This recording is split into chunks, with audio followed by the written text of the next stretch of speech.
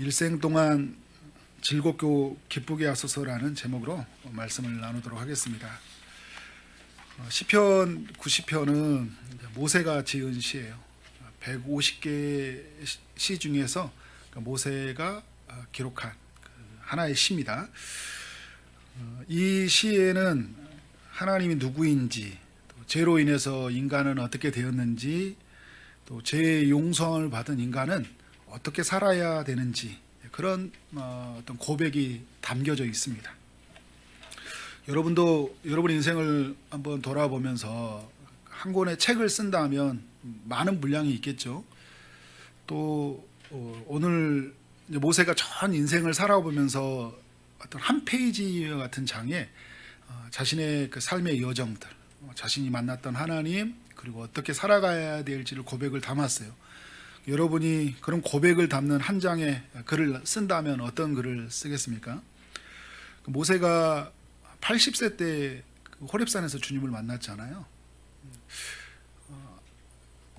이 히브리인 아이로 태어나서 죽을 뻔한 위험을 겪었는데 그가 바로의 공주의 도움을 받아서 건져냄을 받았고, 또 바로의 궁전에서 이제 공주의 아들로 살아갔죠. 그러니까 애굽의 모든 학문을 배우고 살다가 자신의 동족이 위험을 당하는 것을 보고 어떻게 합니까? 도와주려고 하다가 큰 고통을 겪죠. 고난을 겪습니다. 40년 동안 이후에 강야 생활을 겪어요. 여러분, 이 내용이 80년 동안 이루어진 이야기거든요.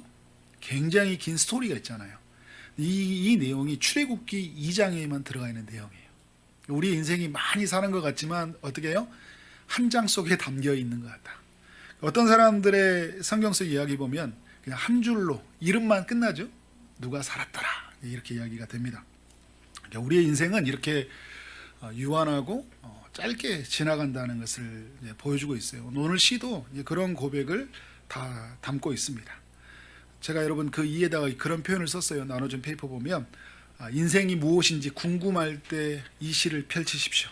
인생의 방향을 잃을 때 이 시를 펼치십시오. 인생이 더덥다고 느껴질 때 이 시를 펼치고, 어떻게 살아야 될지 잊어버릴 때 이 시를 펼치고, 믿음이 약해질 때 이 시를 펼치는 여러분 되어지길 원합니다. 그만큼 이 시 속에는 우리의 인생이 무엇인지, 어떻게 살아야 되는지에 대한 이야기가 아주 많이 담겨 있다는 것입니다. 우리가 보통 시편 90편 하면 10절 말씀을 많이 듣고 인용을 하죠. 우리 연수가 70여 강건하면 80이라도, 그죠? 수고와 슬픔뿐이다, 이 말씀을 많이 이용하는데, 사실 1절부터 17절까지 굉장히 은혜가 돼요. 한 절 한 절이 우리 시편 23편 1절부터 6절까지가 은혜가 되듯이 90편 1절부터 17절 한 절 한 절이 매우 은혜가 된다는 것을 우리가 알 수 있습니다. 모세는 이 1절과 2절에서 하나님이 어떤 분인지에 대해서 고백을 하고 있어요. 어떤 고백을 하고 있습니까? 1절에서 주여 주는 대대에 우리의 거처가 되셨나이다. 모세의 삶을 보면 40년을 바로의 왕궁에서 살았죠. 그리고 80년을 어떻게 살았어요? 광야에서 살았거든요. 도망자로서 광야 40년을 살았고, 또 40년은 자신의 백성을 인도하는 역할로 삶을 살았어요. 둘 다 쉬운 일이었을까요?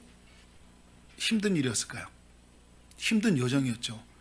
점점 나이가 들어서 힘은 빠지고 어떻게 돼요? 자신이 할 수 있는 건 없는데 하나님이 도와주셔야지만 하는 인생이 되었어요. 근데 그가 영광스러운 건 뭐냐면 하나님을 만났다는 거예요. 하나님을 만나면서 그의 삶 안에 가장 안전한 처소가 주님 아니라는 것을 발견합니다. 사실 바로의 궁전만큼 안전한 데가 어디 있어요? 바로의 궁전만큼 호의호식하고 먹고 싶은 거 다 먹고 갖고 싶은 거 다 가질 수 있는 곳이 어디 있어요? 그것이 가장 좋은 곳이죠. 그런데 주님을 만나는 순간 내 주 예수 모신 곳이 하늘나라, 가장 좋은 곳이 된 것이에요. 어디에 살까, 얼마만큼 소유를 얻을까에 그의 관심이 있는 것이 아니라 내가 이제 주님 안에 거하는 자로서 내가 어떻게 주를 위해서 살아갈까, 그의 인생의 관심사가 바뀌어져 버린 거죠. 광야는 여러분 마실 물도 없고 먹을 양식도 없고 낮에는 덥고 밤에는 춥고 사방에 적군의 위협이 있고 전갈과 같은 위협이 있는 곳인데 주님이 그곳이 뭐라는 거예요? 거처가 되신다 이야기를 하고 있어요. 왜냐하면 그곳에서 누가 함께 하시기 때문에요? 주님이 함께 하기 때문에. 그러한 고백이 우리 모두에게도 있기를 원합니다. 모세가 만난 하나님은 어떤 분이냐면 산과 땅과 세계를 조성하신 분이에요. 그리고 이 모든 것이 있기 전에 영원히 계신 분. 모세가 호렙산에서 주님을 만났을 때 주님이 누구라고 말을 했냐니까 나는 스스로 있는 자다 이야기하잖아요. 영원 전부터 계신 하나님이었어요. 그 하나님을 모세가 만난 거예요. 모세가 하나님을 만나기 전에는요, 가장 강한 사람이 애굽이라고 나라라고 생각했고 애굽의 왕이라고 생각했어요. 애굽은 영원할 거라고 생각했어요. 근데 하나님을 만나는 순간 가장 강한 자는 하나님이시고 가장 영원한 것은 하나님이시다라는 것을 보게 되는 거죠. 그러니까 여러분 하나님을 점점 만나면서 어떻게 됩니까? 애굽이 무너지잖아요. 마지막 날 애굽에서 빠져나온 날 애굽의 마병과 병거들 다 홍해바다에 잠기죠. 그리고 홍해바다에 잠기기 전에 10번째 재앙이 있는 날 그 애굽의 장자들이 다 처음 초태생들이 다 죽잖아요. 무엇이 영원하냐? 바로 하나님이 영원하다는 거예요. 그러니까 우리의 삶을 살아가면서 여러분 무엇이 영원하다는 걸 정말 전인격적으로 만나는 게 너무나 중요해요. 제가 이렇게 새벽마다 여러분에게 자주 고백하는 말이 있어요. 하나님이 영원하다. 하나님 말씀이 영원하다. 그의 나라가 영원하다. 이걸 믿음의 사람들을 놓쳐서는 안 돼요. 우리는 살아가다 보면 어떻게 돼요? 유한한 걸 붙잡고 산다니까요. 잠시 사라진 걸 갖고. 그걸 붙잡고 우리는 그것이 마치 계속 이어질 거라고 생각하는데 성경은 보여주고 있죠. 바벨론이 무너지고 바벨탑이 무너지고 애굽이 무너지고 또 이 시대를 주름잡던 많은 나라 제국들 사람들이 어떻게 됐어요? 다 사라지고 무너졌잖아요. 누구만 영원합니까? 땅과 하늘과 모든 세계를 조성하신 하나님만이 영원하다. 모세는 이 하나님을 만난 거예요. 여기서 사실 1절과 2절에서 게임 끝이에요. 인생은 여기에 끝난 겁니다. 1절과 2절의 삶의 이야기가 우리 삶 가운데 정리가 되어지면 우리의 인생은 마침표가 되었다고 볼 수 있어요.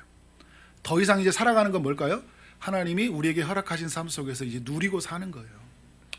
자, 근데 여러분 이 3절부터 10절까지 11절까지 내용도 연결될 수 있는데 이 모세는 인간이 죄 때문에 정말 하나님이 허락하신 모든 것을 누릴 수 없는 아주 비참한 상태가 되었다는 것을 모세가 알게 돼요.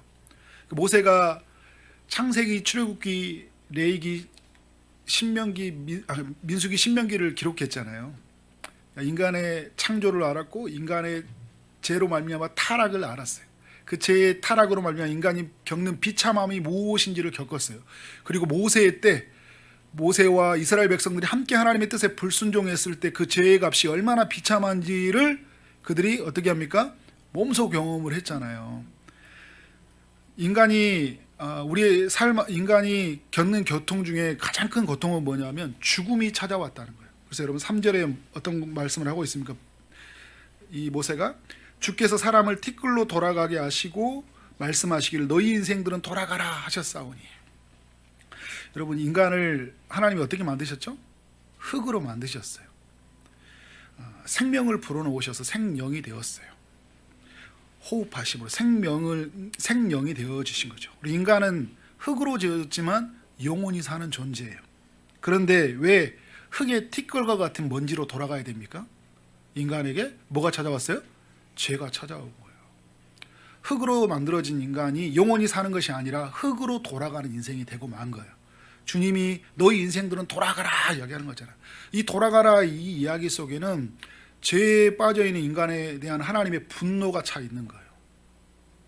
하나님의 형상대로 인간을 만들었는데 하나님의 뜻을 저버리고 하나님 밖에 있는 것을 붙잡고 살아가는 인생이 어떻게 된 거예요? 다시 흙으로 돌아가는 인생이 되었다는 거예요. 모세는 이걸 발견한 거예요. 아, 흙으로 돌아가는 인생이구나. 자, 4절에서 주의 목전에는 천년이 지나간 어제 같으며 밤의 한순간 같을 뿐입니다 라고 고백을 하고 있는데요.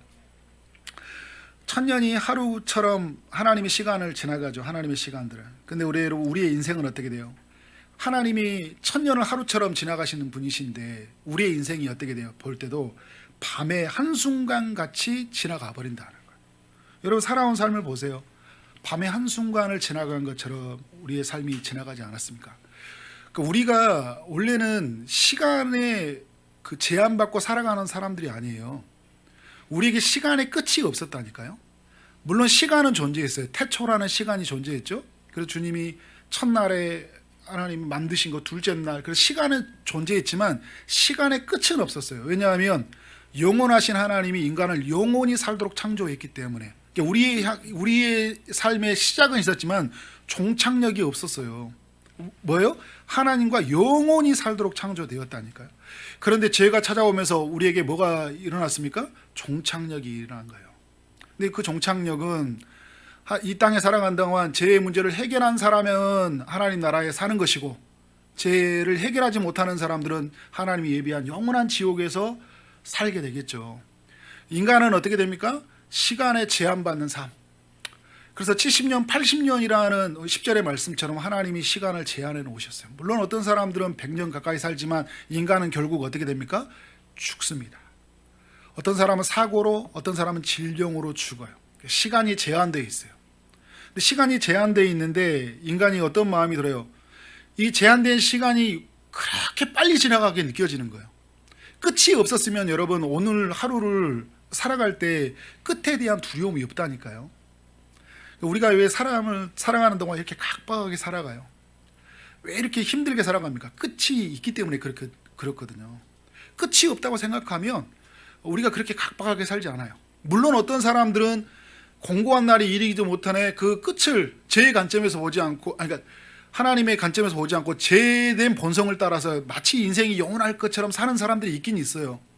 그러나 그들에게도 끝이 있죠. 인간에게 감출 수 없는 건 뭐냐면 그 끝에 대한 두려움이에요. 끝이 다가오잖아요. 그러니까 인간에게 죽음이라는 카드는 굉장히 무서운 거예요. 우리의 삶의 끝이잖아요. 이러한 일이 우리 인생 가운데 이루어졌다. 밤의 한순간같이 지나간다. 근데 오늘 5절과 6절에 보니까 주께서 그들을 홍수처럼 쓸어가 버린다고 하고 있어요. 죄에 빠진 인간, 죄에 빠진 세상을 뭘로 합니까? 노아의 방주에 그 홍수가 물로 다 덮었던 것처럼. 그리고 모세는 그 홍해바다가 물로 덮어가는 그 물의 심판을 본 사람이잖아요. 그리고 모세는 믿음으로 창세기 1장부터 11장까지의 기록을 봤던 사람이잖아요. 노아의 홍수로 무너진 걸 봤고 바벨탑이 무너지면서 언어가 혼잡해지고 인류가 멸망한 걸 본 사람이에요. 죄에 빠진 인간은 어떻게 됩니까? 홍수처럼 쓸어가 버린다. 아침에 그들은 잠을 자는 것 같이 잠자는 것 같이 사라진다. 아침에 돋는 풀이 6절에서 보면 어떻게 합니까? 피어 있는데 저녁에는 시들어 버린 것처럼 다 사라져 버리는 거예요. 모세를 보더라도 그런 거예요. 지나간 삶을 보니까 그 애굽의 궁전에 있을 때 그 40세까지 살았거든요. 젊은 시절을 살았잖아요. 정말 그 호의호식하고 무소불위한 그 권력 속에서 정말 멋지게 살았어요. 그런데 그런 이 젊음들, 그런 가지고 있는 그 부와 명예, 권력, 그 모든 것이 어떻게 됐습니까? 다 사라져 있어요. 그의 건강한 몸은 늙어 있는 몸이 된 거예요. 시들어 있는 몸이 된 거예요. 여러분 우리도 그렇잖아요. 어느 순간 되다 보니까 이 나이에 도착했거든요. 여러분도 어린 시절이 어제처럼 생각이 날 거예요. 어린 시절 부모님 아래에서 그죠? 부모님에게 용돈 받고 사랑받고 그리고 가난을 겪었던 일들, 학교 다니던 학창 시절 어제처럼 생각이 나는데 어느덧 우리가 50, 60, 70, 80 이런 나이가 다 돼버렸어요. 우리의 인생은 이렇게 시들어 다 지나가 버린다. 무엇 때문에요?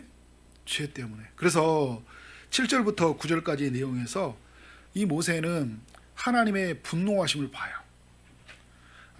우리가 주의 노에 소멸되며 주의 분내심에 놀라나이다. 왜 주님의 분노하심을 보고 있는 거예요? 무엇 때문에? 인간이 저지른 죄 때문에 하나님이 분노하심을 본 거예요. 여러분 이것이 인생에 가지고 있는 지혜예요. 죄를 분노하시는 하나님을 만나게 된 순간 우리의 삶은 희망이 있어요. 모세는 여기에 삶의 희망이에요. 여기에서 그의 삶의 반전입니다. 내가 이렇게 우리가 죄 가운데 살아가고 우리의 삶은 마치 한밤중에 지나가는 것 같지만 이것이 우리의 죄 때문이라는 것, 하나님의 분노 때문에 이 모든 것이 소멸되었고 우리는 놀라는 인생이 되었다는 것, 여기서부터 희망이 있는 거잖아요. 우리가 죄인 줄 알았을 때 우리는 구세해 주신 주님을 만난다니까요. 왜 우리 주변에 있는 사람들이 전도를 해도 주님에게 안 돌아온지 아세요? 내가 하나님 앞에서 이런 분노 아래에 있고 그 죄의 값을 따라 내가 죽는 존재이고 영원히 죽는 존재라는 것을 알지 못하기 때문에 내 육이 죽고 내 영이 죽고 우리는 시간적으로 영원히 죽는 존재가 되잖아요. 이것을 알지 못하기 때문이에요. 근데 우리가 주님을 만나게 됐을 때 우리의 죄를 발견하고 또 우리의 죄를 해결하시는 주님을 만나게 될 때 어떻게 됩니까? 그 메시아를 구하게 되잖아요. 그래서 8절에 보면 우리가 우리의 죄악을 주의 앞에 놓이셨다고 해요. 주님 앞에 가져가게 하셨어요. 그 은밀한 죄를 주의 얼굴빛 가운데 두셨다는 거예요. 우리의 가지고 있는 그 은밀한 죄들, 감추고 싶은 그 모든 죄를 주님이 낱낱이 샅샅이 다 살펴보고 계신다는 거예요. 그래서 9절에 이야기를 하고 있잖아요. 우리의 모든 날이 주의 분노 중에 지나간다. 그리고 우리의 평생이 어떻게 한다고요? 순식간에 지나가 버린다. 왜요? 우리는 죄로 인해서 시간에 갇힌 자가 되었고 죽음 아래 사는 유한한 존재가 되어버렸기 때문에. 여러분, 우리가 영원히 산다면 사는 사람에게 순식간이라는 단어가 있을 필요가 없잖아요. 영원히 사는데 순식간이 무슨 말이에요? 순식간이어도 앞으로 어떤 삶이에요? 영원인데 오늘 우리가 지금 아담 안에서 죄가 들어오지 않아 영원히 산다고 생각해 보세요. 어느 순간 되는데 80년 금방 지나갔어요. 근데 여러분, 그것이 그 지나간 세월이 되는 아쉬운 후회가 있어요? 전혀 없죠. 영원히 사는 존재인데. 근데 여러분, 우리에게 영광스러운 건 뭔지 아세요? 우리가 주님을 만나면 영원히 살잖아요. 그때는 이런 후회와 이런 번민과 오늘 시편에서 나오는 90편에서 나오는 1절부터 11절까지 나오는 그런 탄식이 없어요. 이런 절망이 없습니다. 자, 오늘 모세가 10절에서 그 유명한 고백을 하고 있죠. 우리의 연수가 70이요 강건하면 80이라도 그 연수의 자랑은 수고와 슬픔뿐이다. 70수 80수 사면 잘 살았네 했는데 자랑할 게 없다는 거예요. 왜요? 우리 인생을 쭉 펼쳐나오니까 뭐예요? 다 제 아래에서 수고와 슬픔뿐이라는 거예요. 근데 그 수고와 슬픔뿐이 인생도 어떻게 하는 거예요? 너무 빨리 와버렸어요. 어느 순간 오다 보니까 70이 와 있고 어느 순간 와다 보니까 80까지 와버렸어요. 그러면 우리는 이제 어떻게 살아가냐 하는 거예요. 이런 인생인데 우리는 어떻게 살아가야 되냐는 거예요. 우리는 어떻게 살아가야 됩니까, 여러분? 이 땅에 사는 동안 뭘 해결해야 될까요? 죄의 문제를 해결해야죠. 죄의 문제를 해결해야 되죠. 그래서 11절에 이렇게 이야기하고 있잖아요. 누가 주의 두려움의 능력을 알며 누가 주의 진노의 두려움을 알릴까? 누가 알겠냐는 거예요. 무슨 말이에요? 이 모든 삶의 문제는 죄로 말부터 시작되어졌는데 그 죄로 말미암아 주님의 그 분노하심이 이루어졌잖아요, 그죠? 그런데 우리가 주님을 만난 자가 주님의 분노를 알게 되는 거예요. 주님을 만났을 때 우리의 죄를 발견하게 되는 거예요. 여러분, 우리가 주님을 만나지 않으면 우리는 죄인지를 알지 못해요. 상대적으로 조금 더 나은 사람, 나는 그래서 사람들 속에서 끊임없이 나의 의를 찾고 사는 사람들이잖아요. 그래서 나보다 못한 사람 보면서 혀를 차고 아이고 저런 놈 때문에 세상이 이 모양이야 하면서 어떻게 해요? 나의 죄를 보지 못했거든요. 그런데 주님을 만나면 어떻게 됩니까? 나의 죄를 봐요. 그리고 나의 죄에 대해서 분노하신 하나님, 나의 죄에 대해서 그 값을 물으시고자 하는 하나님을 보게 돼요. 그리고 죄로 말미암아 내 인생이 이렇게 죽음 아래 있고 시간에 갇힌 자가 되었고 나는 유한한 삶이 되었고 나는 결핍한 삶이 되었고 나는 부족한 삶이 되었구나. 나는 주님이 만나지 않고는 결코 이 사망에서 건져낼 수 없는 비참한 상태구나 라는 것을 알게 되는 거예요. 여러분, 누구를 만나야 돼요? 주님을 만나야 돼요. 죄를 치유하신 주님, 영혼의 의사이신 주님을 만나야 돼요. 우리의 사는 인생 동안 이 주님을 만나야 돼요. 우리 전순단 어르신이 이제 다음 주에 이제 학습을 받잖아요. 학습을 받는데 너무 감사해요. 그래서 이제 뒤늦게 우리가 주님을 70대가 넘은 나이에 또 또 따님의 그 기도와 통해서 복음을 듣고 이제 같이 나와서 함께 신앙생활하는 게 너무 감사합니다. 어제 같이 학습 문답하는 과정 속에서 주님이 믿어진다는 게 믿어진다는 거예요. 눈물이 막 글썽거리는 모습을 보면서 너무 감동이 되었어요. 저는 어르신의 삶이 지금까지 70년을 살아오는 하나님 없이 살아온 삶이 있었지만 70년 넘는 그 어떻게 보면 무상한 삶이었지만 그러나 70년 이후에 만난 하나님을 만났기 때문에 어떻게 됩니까? 영광스러운 삶이다.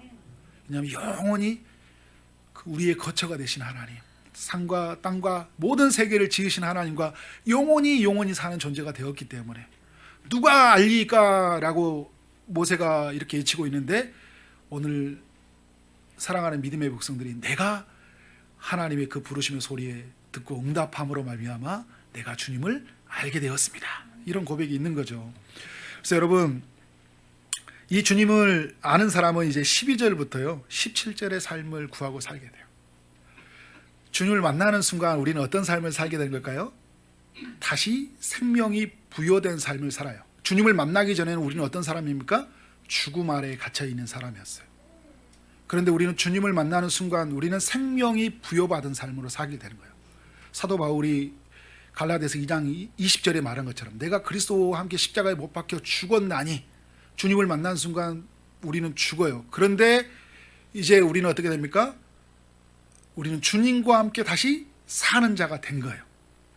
주님의 생명을 부여받아서 살아가는 존재가 되었어.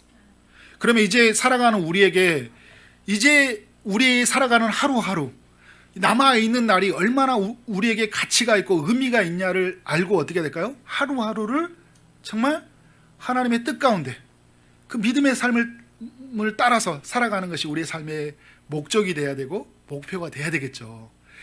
주님을 만나는데 이전과 같은 삶의 방식으로 살아간다.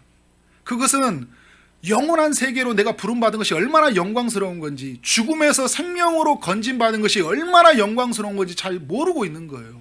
아니면 믿지 못하고 있든지 내가 그것을 안다면 그걸 믿고 있다면 그게 얼마나 영광스러운 일이에요. 그래서 여러분 사도 바울과 또 수많은 믿음의 사람들이 이걸 아는 순간 비포와 애프터가 바뀌는 거잖아요. 어떤 삶을 사는 거예요?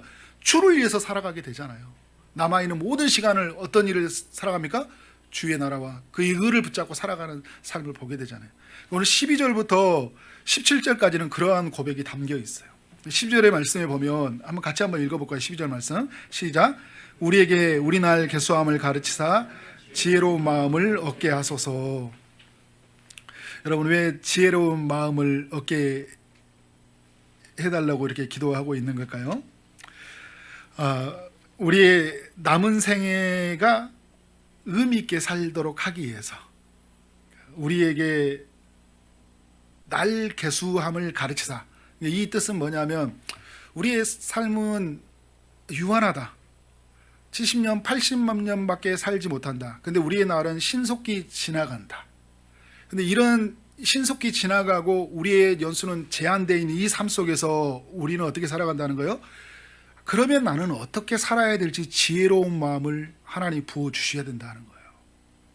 근데 지혜롭지 않은 마음을 주지 않으면 우리는 어떤 마음을 따라 살아갈까요? 지혜롭지 못한 마음을 따라 살아가는 거예요. 더 많은 것을 얻으려고, 더 많은 것을 취하려고, 이미 하늘의 생명을 받았고 하늘의 보화를 받았는데 더 많은 것을 취해서 나를 증명하려고 살아가죠. 여러분 돈 벌고 살지 말라는 이야기가 아니에요. 사는 목적이 달라는 거예요. 내가 돈 벌고 내가 가정을 이루고 사는 목적이 다른 거잖아요. 그러니까 모세는 지혜로운 마음을 얻게 하소서라는 거예요. 내 인생을 이제 어떻게 살지? 무엇을 위해서 살지? 나의 돈, 나의 시간은 어떻게 쓰여져야 되지? 올바른 거지? 나는 무엇을 위해서 일해야 되지? 라는 그런 지혜로운 마음을 부어달라고 지금 모세가 기도를 하고 있는 거죠. 이런 모세의 기도가 우리 모두에게 있기를 원합니다. 그래서 13절의 말씀에 또 의미가 있는 게 뭐냐면요. 모세가 이렇게 고백을 해요. 여호와여 돌아오소서 언제까지니까 주의 종들을 불쌍히 여기소서라고 고백을 하고 있어요. 자, 지혜로운 마음을 얻게 하고 주님께 돌아오도록 하고 불쌍히 여겨달라고 하는 건 뭐냐면 모세가 삶을 결단한다고 이게 사라지는 게 아니잖아요. 내가 주님을 만났어요. 내가 주님을 위해 살고 싶어요. 그래서 오늘 또 결단한다고 되는 게 아니에요. 주님이 나에게 지혜로운 마음을 부어주셔야 돼요. 신약으로 연결해 보면 하나님이 성령을 부어주셔야 돼요. 그래야 우리가 하나님의 뜻을 알 수 있어요. 그래서 어떻게 살아가야 할지를 아는 거예요. 그래서 에베소서 5장에서 말하는 거잖아요. 술 취하지 말라 그죠? 세월을 아끼라. 때가 악하니라. 술 취하지 말라. 이런 성령의 충만을 받으라 그러잖아요. 그러니까 우리로 하여금 어떻게 될까요? 우리의 힘으로 살 수 없으니까 성령의 충만을 받는 거예요. 우리 남아있는 세월 동안. 또한 우리에게 어떤 은혜가 필요합니까? 주님이 오셔야만 하는 거예요. 왜냐하면 지금 모세가 시를 적었지만 모세와 이스라엘 백성, 인류는 하나님을 버렸잖아요. 하나님을 떠났어요. 인간이 하나님께 돌아갈 수 있나요? 인간이 하나님께 돌아가려면 어디로 돌아가야 돼요? 하나님이 찾아오셔야 돼요. 하나님이 찾아오셔야지만 인간을 만날 수 있어요.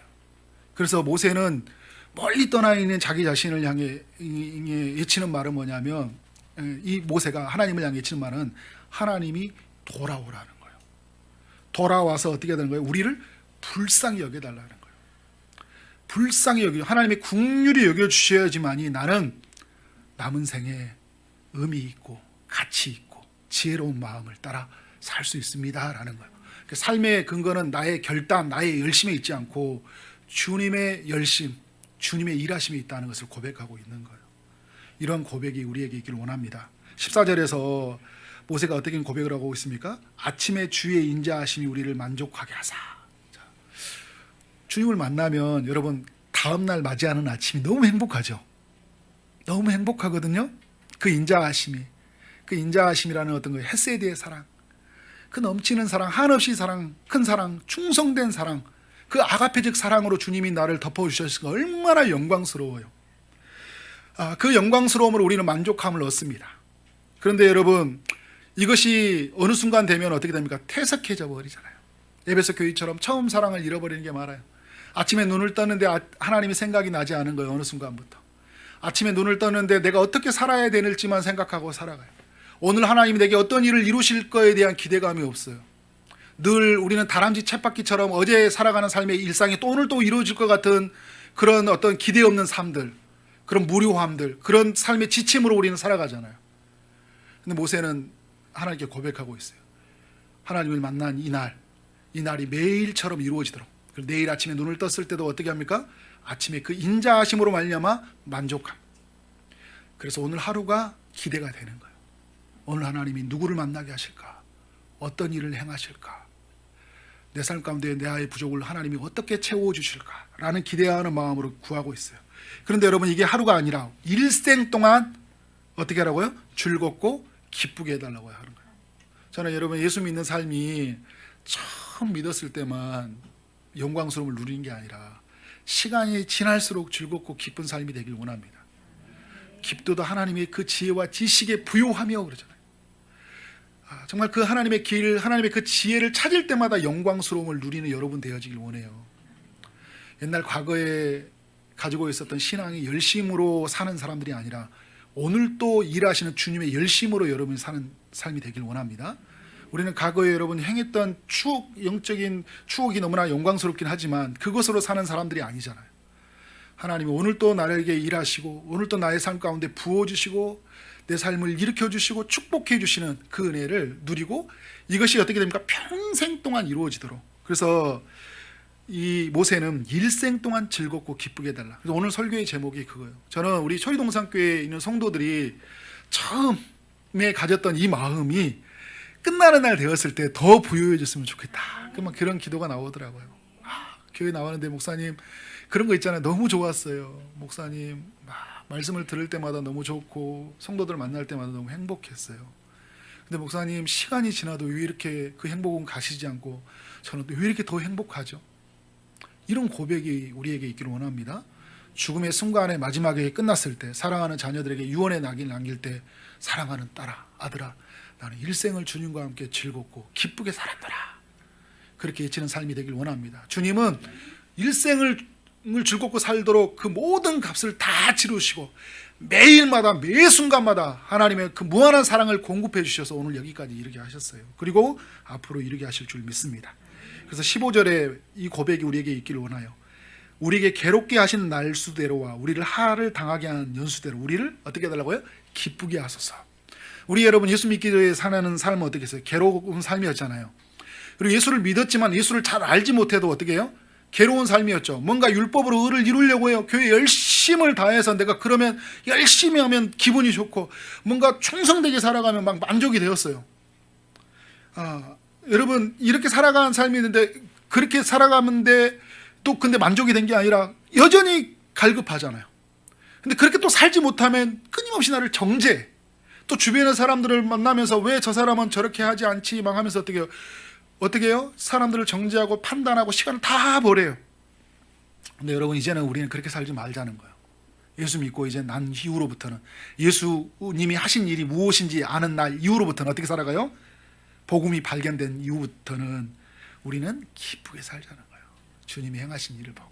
그러니까 앞으로 사용할 날들이 이제 우리 이곳에는 이제 거의 어르신들 중심으로 살고 예배 드리고 있고 우리 청년들도 몇 분 있지만 살아온 날보다 이제 살아갈 날이 더 적어요. 그죠? 얼마 남지 않았습니다. 여러분이 빨리 가도록 바라지 않아요. 저는 여러분들과 오래오래 살고 싶습니다. 그런데 여러분이 사는 날 동안 이 남아있는 시간은 기쁨으로 살았으면 좋겠어요. 그 기쁨은 여러분 내게 아니에요. 내가 아까도 여러분 말했지만 기쁨이라는 단어는 주님이 주시는 단어잖아요. 주님에게 있어야지 기쁨이 있는 거잖아요. 주님을 구하고 주님을 찾고 주님이 오늘 1절과 2절에 고백하는 것처럼 주님이 우리에게 대대의 거처가 되십니다. 그 고백 속에 있을 때 우리는 어떻게 됩니까? 기쁨이 우리 안에서 넘쳐나는 거예요. 그래서 16절에서 이렇게 고백을 하고 있습니다. 주께서 행하신 일을 주의 종들에게 나타나게 하소서. 주님이 그 일하심이 주의 종들, 하나님의 백성들, 하나님의 일하심에 부름받은 사람들 모두에게 하나님의 일하심이 나타나는 것들. 주님의 그 손길이 보이는 거잖아요. 주님의 역사하심이 보이는 거예요. 교회 속에, 내 인생 속에서 매 순간 하나님이 나를 인도해 가시고 나를 도우시고 나를 이끌어 가심이 보이는 거예요. 그런데 여러분 이것이 우리에게만 나타나길 바라는 게 아니라 우리의 자녀들에게도 주의 영광이 나타나게 해달라고 기도하고 있어요. 우리 사랑하는 우리 자녀들이 우리가 봤던 주님을 만나도록 우리가 기도하길 원합니다. 우리 서희동산교회 다음 세대 우리 청년들, 또 여러분이 기도하고 있는 여러분의 자녀들, 또 우리의 다음 세대 우리 주일학교는 아이들, 그들에게 주님의 영광이 나타나야 되잖아요. 모세가 만들어 놓은 전통 시스템이 그들을 이끌어가는 게 아니라요. 모세는 죽었지만 모세 가운데 역사하셨던 하나님이 이스라엘 백성들을 이끌어가잖아요. 하나님의 영광이 임하면 우리의 자녀들은 걱정이 없어요. 여러분이 많은 유산을 많이 여러분이 공부를 가르쳐 준다고 해서 그들이 공부를 가르쳐 주고 많은 유산을 물려준다고 해서 그 아이들이 잘 살 것 같으세요? 사방에 적군이 있습니다. 언제 빼앗길지 몰라요. 어떻게 세상이 우리의 것을 빼앗아 갈지 모르는 삶을 살고 있어요. 그러나 하나님의 영광의 빛이 비춰준 사람이라면 안심하십시오. 주님의 영광이 이스라엘 백성들을 아침에는 구름 기둥으로 밤에는 불 기둥으로 인도하셨던 그 하나님의 영광이 이 시대의 신약의 백성들 성령 안에서 아침과 저녁으로 삶의 시시때때로 그 영광의 빛을 비추심으로 인도해 가실 줄 믿습니다. 그런 은혜가 나오도록 여러분 기도하길 원합니다. 우리가 수능 이제 목요일 날 앞두고 있는 학생들을 보면서도 그들이 하나님의 영광을 볼 수 있도록 만점의 영광이 아니라 서울대 가는 점수의 영광이 아니라 그보다 더 큰 영광을 볼 수 있도록 하나님의 영광을 본 자들이 되도록 여러분 우리 사랑하는 자녀들도 그것을 위해서 기도해야 돼요. 우리의 자녀들이 하나님의 영광을 보게 하옵소서. 영광이 나타나게 하여 주옵소서. 주님의 행하신 일들을 우리 보는 자녀들이 되길 원합니다.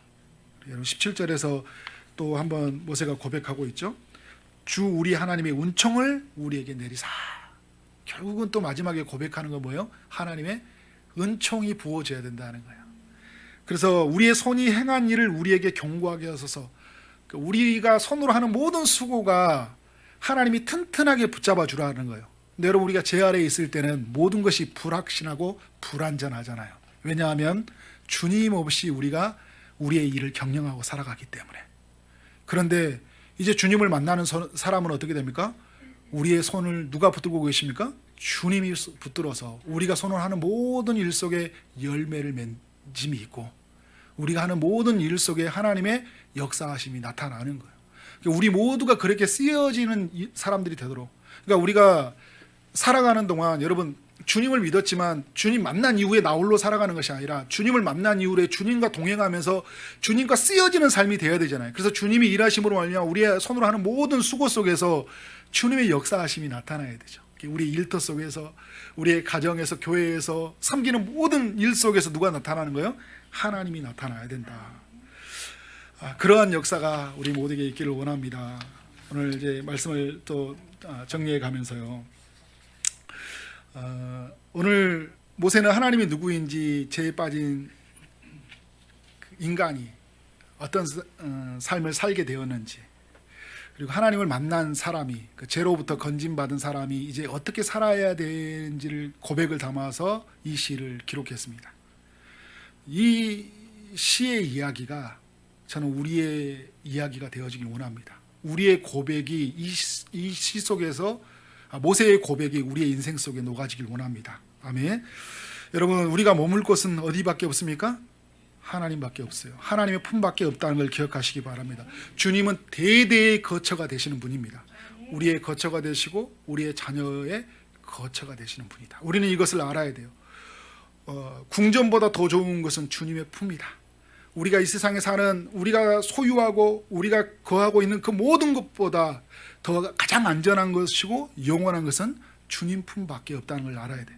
주님만이 영원하다. 주의 말씀만이 영원하고 그의 나라만이 영원하다는 것을, 이 사실을 여러분 놓치지 않고 살아야 됩니다. 우리는 유한하다. 인간은 죽는다. 정해진 시간이 마치면 하나님을 만나야 된다.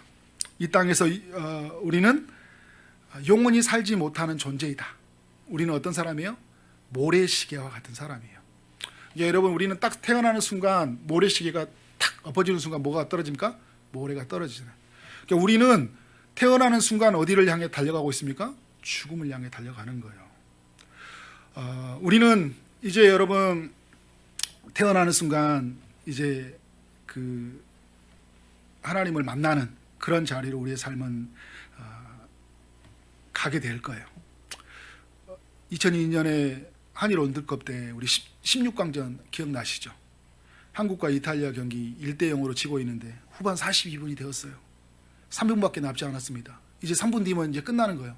와, 우리 인생이 이렇게 끝나는구나 했는데 그 3분 남아두고 어떤 일이 일어났습니까? 설기현이 극적인 골로 들어가가지고 연장전에 들어갔죠. 저는 그걸 보면서 오늘 말씀을 드리면서 그런 거예요. 우리의 삶에 또 극적인 반전이 있어서 연장전이 또 오죠. 근데 여러분 어떻게 돼요? 연장에 들어가서 마지막에 안정환의 헤딩골, 그죠? 그때 막 저 옆에 제 그 아는 동생하고 같이 살았는데, 그 동생하고 굉장히 무뚝뚝한 동생이거든요. 한 번도 뭐 서로 이렇게 뭐 인사도 잘 하는데 그 안정환 골 들어가는 순간 둘이 막 부둥켜갖고 막 좋아했어요. 그래서 서로 얼굴 보면서 굉장히 당황했는데, 네. 저는 여러분 어떤 생각이 들었냐면, 그 마지막 남지 않은 우리의 삶 속에 꼭 이루어져야 될 동점골처럼, 또 그 마지막 순간에 들어가는 그 역전골처럼 우리의 삶 안에 정말 우리의 삶을 승리로 바꿔지는 이야기가 필요하다. 우리의 인생 속에서. 그리고 우리가 주님을 만나는 거잖아요. 이 주어진 생애 속에서 내가 누구인지 아는 거고, 그래서 나의 모든 죄와 인생의 모든 삶의 무게를, 그 짐을 주님이 대신 지시고 그 모든 것으로부터, 죄와 사망으로부터 나를 건져내고 승리하셨다는 그 승리의 감격을 가지고 어떻게 합니까? 주님이 죽음을 맞이했을 때 주님을 만나는 여러분 되어지길 원합니다. 오늘 우리가 살아가는 오늘은 마지막이 될 수 있어요. 오늘 여러분 마지막이 될 수 있어요. 죄의 문제가 해결되어야 돼요. 주님을 만나야 돼요. 죄를 해결하도록 오신 우리 주 예수 그리스도를 만나야 됩니다. 이 주님을 만나도록 우리 사랑하는 우리 주변의 가족들, 주변에 있는 지인들, 사람들에게 어떻게 돼요? 이 주님을 소개해야 돼요. 그리고 죄를 해결하는 사람들은 어떻게 살아가야 됩니까? 오늘 모세가 살아갔던 것처럼 지혜로운 마음, 불쌍히 여겨주는 마음, 그의 인자하심, 그를 통한 즐거움과 기쁨, 그 주의 일하심, 주의 영광, 주의 은혜를 구하며 우리 모두는 살아야 될 줄 믿습니다. 그래서 오늘 하루 허락된 삶 안에서 내게 만나는 사람들 소중하게 여기고, 오늘 하루가 마지막일지 모르니까 오늘 내가 드려지는 예배 하나님을 영광스럽게 찬양하고 예배하고, 오늘 내게 주어진 일 마지막일지 모르니까 어떻게 된 거예요? 최선을 다하여 땀을 흘리며 수고하고 살아가는, 내게 가장 가까이 있는 사랑하는 배우자, 가족들에게 정말 최선을 다해서, 주님이 여러분 마지막 날 그 공생의 마지막 때 하신 일이 뭐예요? 제자들의 발을 씻기잖아요. 그리고 인류를 위해서 어떻게 보면 십자가를 지잖아요. 인류를 위해서, 자기의 제자들을 위해서 최고의 섬김, 최고의 만찬을 베풀어 주잖아요. 그러니까 여러분 주변에 있는 사람들에게 최고의 섬김, 최고의 만찬을 베풀어 주시길 원합니다. 그리고 우리가 주어진 날 하루하루는 오늘 하루 또 새로운 생명을 주신 것으로 기쁨으로 여기고, 정말 주를 위해서, 그의 영광을 위해서 살아가는 여러분 삶 되어지기를 주님의 이름으로 축원합니다. 아멘.